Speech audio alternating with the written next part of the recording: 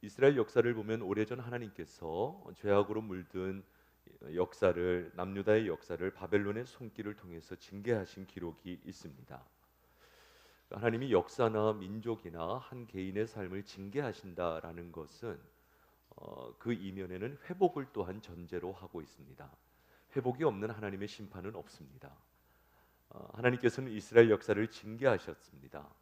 죄악으로 인해 도시와 역사가 잠시 무너지고 살아남은 이스라엘 백성들은 포로로 끌려가는 절망적인 순환의 시간을 지나갔지만 그 가운데 하나님께서는 그럼에도 불구하고 하나님은 회복의 약속을 주셨습니다. 그런 징계하시는, 그러나 그 징계의 이면에 회복을 약속하시는 하나님의 마음을 헤아렸던 선지자 이사야가 하나님께서 회복시킬 하나님의 하나님의 회복의 약속을 이렇게 선포를 했습니다. 이사야 56장 7절을 함께 읽습니다. 시작.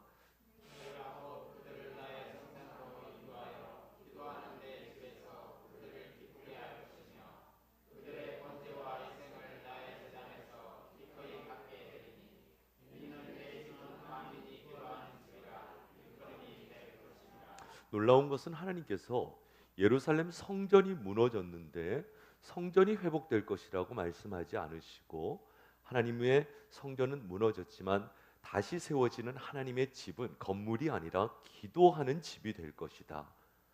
회복될 성전의 본질을 기도하는 집이라고 말씀하고 계십니다. 그리고 예수님께서 오늘 본문 공생의 기간 이 말씀을 인용하셨죠. 오늘 본문 14장, 누가복음 19장 46절입니다. 시작.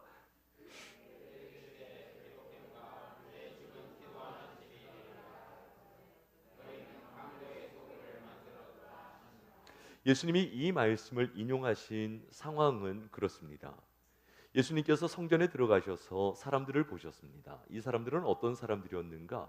유월절을 지키기 위해 세계 각국에서 예루살렘으로 몰려든 순례자들이었습니다. 그런데 그런 하나님을 예배하기 위해 몰려든 영적 순례자들을 상대로 유월절이라고 하는 절기를 빌미로 폭리를 취하는 장사꾼들을 성전 마당에서 보셨고, 그리고 그런 장사꾼들에게 뒷돈을 받고 성전 내부에서 자행되는 일들을 용인하고 있는 종교 지도자들을 주님이 보셨습니다. 예수님께서는 분노하셨고 그들의 장사하는 상을 엎으시고 성전에서 내어 쫓으시면서 하신 말씀이 오늘 본문 읽었던 내 집은 만민이 기도하는 집이다 라고 하셨습니다. 그런데 그 집을 그 주님의 기도하는 집을 장사꾼들과 종교 지도자들이 강도의 소굴로 만들었다고 책망하십니다. 복음서를 보면 예수님께서 이렇게 격하게 감정을 드러내신 적이 별로 없습니다. 온유순이 어디였죠? 온유순. 네, 온유 온유 막 소리를 지르셨는데 예수님은 온유하셨지만 소리 지르신 적이 잘 없으세요. 이 온유하신 예수님이 이렇게 분노하시며 자신의 감정을 격하게 드러내신 적이 별로 없습니다. 그러나 주님의 집이 상업주의로 물질로 더럽혀진 것에 대해서는 불같이 분노하셨습니다. 여러분, 이 분노 속에 감추어진 주님의 교회를 향한 기대가 있습니다. 교회가 얼마나 거룩해야 되는 곳인가를 주님은 이 분노 속에 담아내고 있는 것이죠. 예수님 당시나 지금이나 세상의 물질이나 권력, 명예, 인기, 인간적인 방법이 교회를 무너뜨린다면 예수님은 반드시 진노하시고 심판의 회초리를 드실 것입니다. 우리가 인위적으로 어떤 교회가 진짜 교회인가 가짜 교회인가, 어떤 교회가 거룩한 공동체인가 그렇지 않은가를 함부로 예단하고 판단하기는 어렵지만 적어도 예수님이 보시기에 진짜 교회의 기준은 명확합니다. 기도가 가득한 공동체가 진짜 주님의 교회라는 것입니다. 우리가 교회 시리즈를 시작하면 매주 드리는 찬양이 있죠. 오늘 또 불렀던 이런 교회 되게 하소서 찬양 가운데 그런 고백이 있지 않습니까? 무엇이 진짜 교회를 되게 하는가? 믿음의, 하나님을 향한 믿음의 기도가 쌓이는 교회가 진정한 교회예요. 기도라는 것은 그런 것이죠. 하나님의 살아계심을 믿고 하나님의 살아계심을 인정하고 그 하나님을 믿어야만 드릴 수 있는 것이 참된 기도입니다. 그게 믿음의 기도예요. 그런 기도가 쌓이고 끊이지 않고 흘러나오는 교회가 정말 주님이 기뻐하시는 교회다운 교회입니다.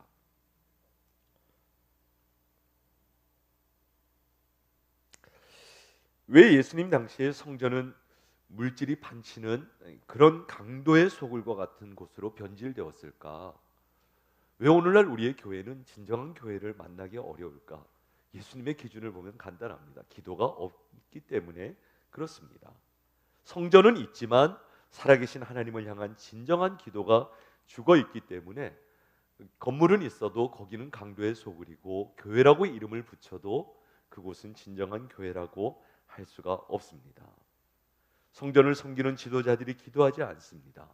성전의 발걸음을 내딛는 사람들이 장사를 하지만 기도하지 않습니다. 성도들의 기도가 사라진 공동체, 성도들의 기도가 사라진 교회는 건물만 남게 두고 더 이상 그곳에 하나님의 임재는 없습니다. 예수님은 교회를 어렵게 정의하지 않으셨습니다. 예수님은 교회를 기도하는 집, 내 집은 기도하는 집이라고 분명하게 정의하셨습니다. 이것은 예수님이 교회에 대한 정의인 동시에 교회의 우선순위가 무엇에 있어야 되는지를 보여주는 것이죠. 그것은 교회가 다른 어떤 것보다도 하나님의 살아계심을 인정하는 기도의 우선순위를 두어야 됨을 분명하게 선포해 주신 것입니다. 기도하지 않는 성도는 성도가 아닙니다. 기도가 없는 공동체는 결코 교회가 아닙니다. 그런 믿음의 기도가 쌓이지 않는 곳은 결코 주님의 집이라고 할 수 없습니다. 교회의 주인이시자 머리이신 주님께서 정리해 주신, 그리고 교회가 우선순위를 두어야 하는 것은 기도이고 그곳이 바로 주님의 몸된 교회라는 것을 정의하고 있습니다. 성경을 묵상하다 보니까 이 주님이 기뻐하시는 기도를 통해서 하시는 일은 무궁무진한데 정말 교회가 기도하는 집으로서 모였을 때 일어나는 변화를 아주 극명하게 보여주는 대표적인 말씀이 오늘 우리가 함께 읽은 사도행전 1장 12절부터 14절 말씀이 아닐까 생각을 합니다. 다시 한번 12절부터 14절을 읽겠습니다. 시작.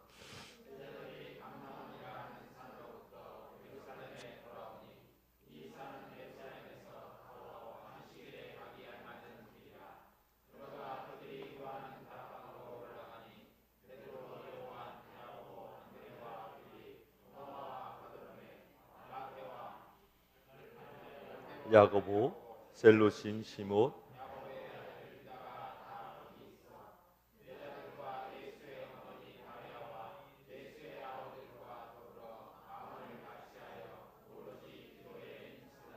오늘 읽은 이 말씀은 예수님이 부활하고 승천하신 후 주님이 떠난 그곳에서 제자들이 무엇을 했는가를 주목하고 있습니다. 두 가지 특징이 있습니다. 그들은 예루살렘에 모였고 특별히 마가의 다락방이라고 하는 공간에 모여서 기도에 힘쓰고 있는 모습을 오늘 본문이 보여주고 있습니다. 교회는 기도하는 집인데 사도행전은 교회의 출발을 보여주고 있는데 그 출발 이전에 마가의 다락방이라고 하는 공간에서 먼저 기도하고 있는 제자들의 모습을 보여주고 있습니다. 놀라운 것은 교회라고 하는 건물, 교회라고 하는 공동체가 세워지기 전에 기도하는 이들이 있었음을 보여주고 있습니다. 그리고 이 가운데서 하나님이 어떤 일을 행하고 계시는가를 세 가지를 먼저 발견할 수가 있습니다. 교회가 진정한 기도하는 공동체, 기도하는 집이 될 때 하나님께서 부어주시는 세 가지 은혜가 있는데 오늘 본문 첫 번째에서 보면 여러분 이 공간에 모인 이들이 굉장히 중요합니다. 13절 말씀을 보면 가룟 유다를 제외한 11명의 제자들, 주님의 제자들의 이름이 하나하나 기록되어 있습니다. 이 성경에서 특별히 하나하나 제자들의 이름을 열거하고 그 11제자가 모두 한 자리에 모였다라고 하는 것은 굉장히 이 상황이 비상한 엄중한 상황이라는 것을 반증해 주고 있습니다. 주님은 떠나셨고 이제 제자들에게 무언가 남겨졌는데 이 상황을 그들이 어떻게 감당할지 굉장히 초대교회 역사를 놓고 엄중한 시기에 11 제자가 모였음을 볼 수가 있습니다. 그런데 우리가 그런 생각을 할 수 있죠. 예수님의 제자이기 때문에 그들에게 특별한 비상한 능력이 있었을 것이다. 교회를 일으켜 세울 만한 어떤 탁월한 능력이 있었을 것이다.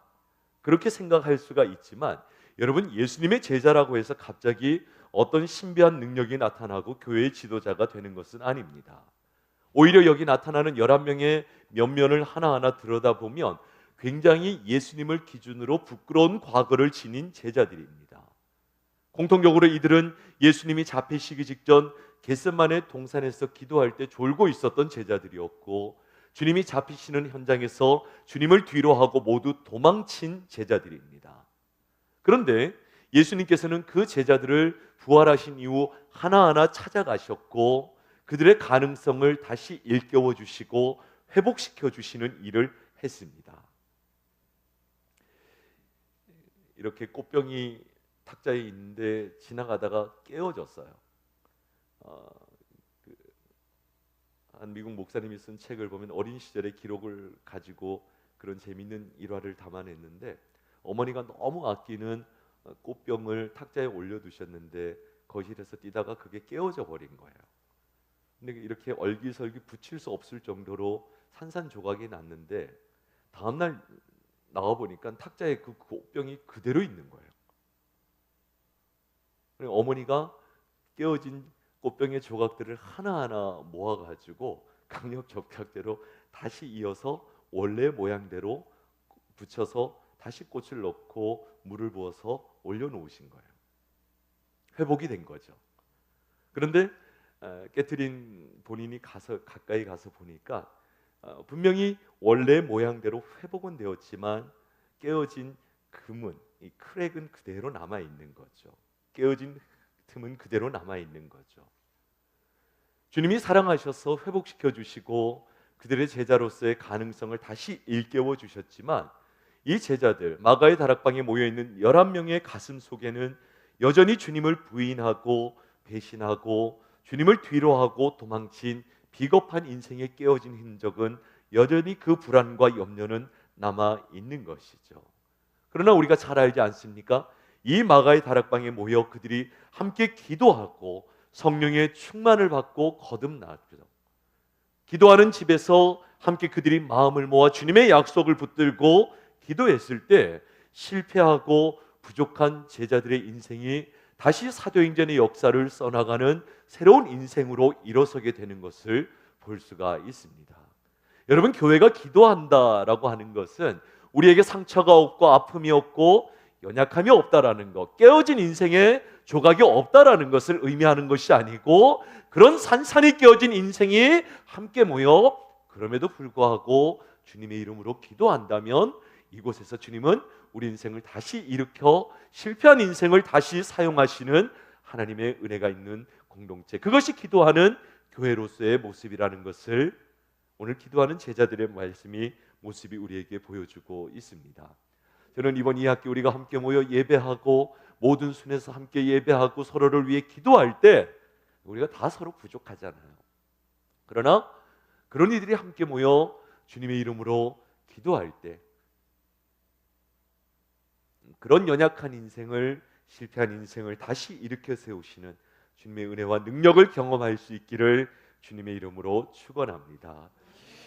또 오늘 본문에서 기도하는 두 번째 그룹이 등장을 하죠. 14절을 보면 여자들과 예수의 어머니 마리아, 이 120명 기도하는 가운데 특별히 여자들을 언급을 하고 있습니다. 사실은 13절에 나오는 이 11명의 제자들보다 여기 여자들은 더 괜찮은 자매님들이세요. 저는 저희 교회 자매님들을 사랑합니다. 이 자매들이 괜찮은 분들이에요. 제자들이 모두 도망가서 숨어 있을 때 이들은 안식 후 첫날 부활의 새벽을 깨워 예수님의 무덤을 향해 달려갔던 사람들이고, 이 자매님들이 잘하는 게 나팔을 부는 거잖아요. 좋은 의미에서 좋은 의미에서 부활의 소식을 가장 먼저 숨어있던 제자들에게 전달한 것도 이 자매들이에요. 제자들은 다 도망을 갔는데 마지막까지 십자가 밑을 지킨 것은 자매님들, 이 여자들과 예수님의 어머니였어요. 그들이 도망가지 않고 부활하신 주님을 만나고 승천하신 주님의 음성을 듣고 이제는 기도하는 이 공동체에 함께 있는 것을 볼 수가 있습니다. 여러분, 1세기를 기준으로 자매들, 놀라운 것은 11명의 제자들은 이름을 하나하나, 이 부끄러운 제자들의 이름도 하나하나 기록을 했는데 여자들은 그냥 뭉텅그리로 여자들. 할렐루야. 저는 아닙니다. 저는 한 분 한 분 기록할 거예요. 그런데 이 누가복음을 기록한 저자가 누가고 역사를 기록하는 사람 아닙니까?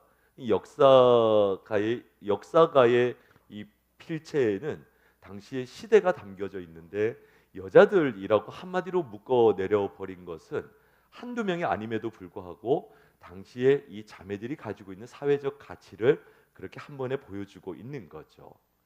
그런데 여러분, 이 여인들이 여기서 기도하고 초대교회를 일으켜 세우는 하나님의 일꾼이 되는 것입니다. 여러분, 기도하는 집에서 일어나는 놀라운 변화는 무엇입니까? 사회적으로 무시받고 천대받던 사람들, 중심에 없고 주변에 있었던 이들이 하나님 앞에 기도함으로 그들이 하나님의 역사, 사도행전의 교회를 세워나가는 역사의 중심에서 쓰임받게 되는 인물이 되는 것을 볼 수가 있습니다. 우리 청년들 오늘 너무 잘하셨어요. 함께 손잡고 걸어가는 우리 청년부 되기를 주의 이름으로 축원합니다. 요즘 청년들이 그런 고민을 많이 하죠. 직장을 어떻게 할까? 진로를 어떻게 할까? 결혼을 할까? 자녀를 낳을까? 내 인생은 어떻게 될까?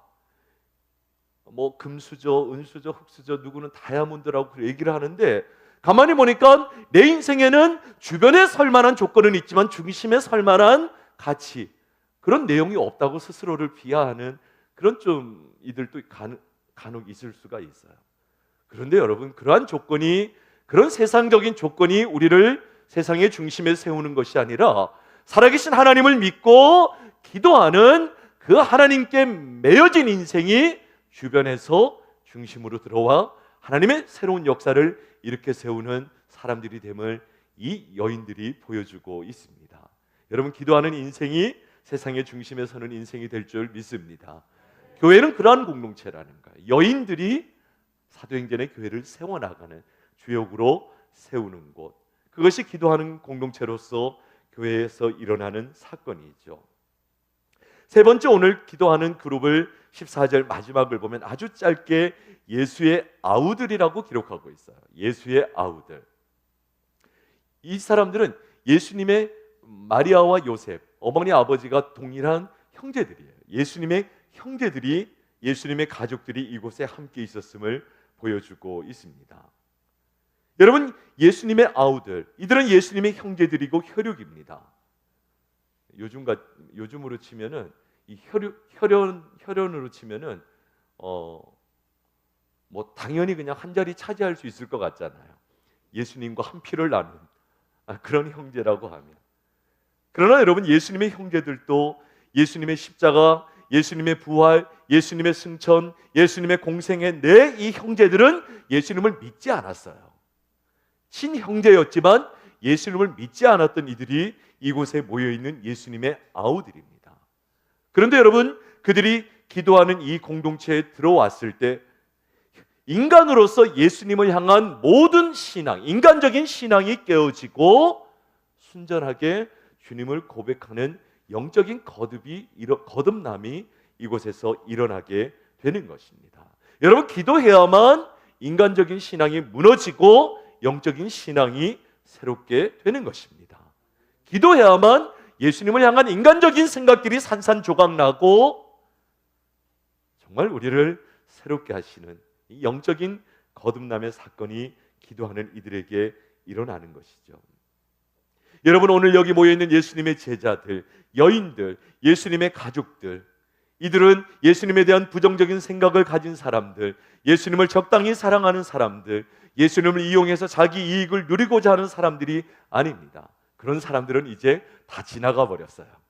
다 지나가 버리고 오로지 예수 그리스도가 살아계신 하나님의 아들이시며 우리의 구원자이심을 고백하는, 진실로 예수님을 사랑하고 그리고 주님이 승천하시면서 내가 너에게 약속한 그것을 성령을 사모하면서 이곳에 모여 기도하는 자들, 이들을 통해서 하나님은 사도행전의 교회를 세워가고 계시는 것을 볼 수가 있습니다.